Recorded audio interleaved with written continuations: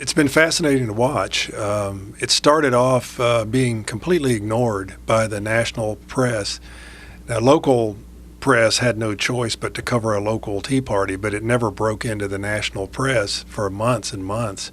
And I wrote a column about this about almost a year ago, saying that I thought that the press was actually missing a huge historical development.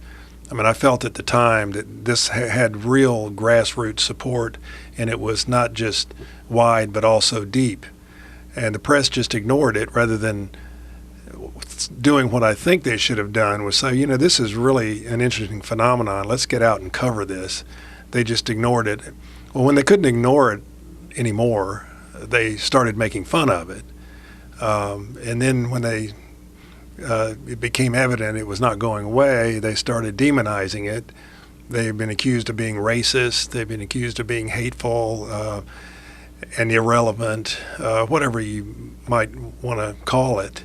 And most recently, the interesting thing is that since it's obviously not going away, the media is actually starting to look at it the way they should have done a year ago. The Washington Post recently, one of their columns said, I went out to that Tea Party rally in Washington the other day and I didn't find any racism. These people are really angry. They're not hateful. They're angry about big government and wasteful spending. Well, that was surprising. And then there was, the liberal left-wing icon Noam Chomsky came out just the other day in an interview and said that, these people have a right to be angry. There's a lot of things going wrong in Washington. So it's been a really interesting evolution in the past year.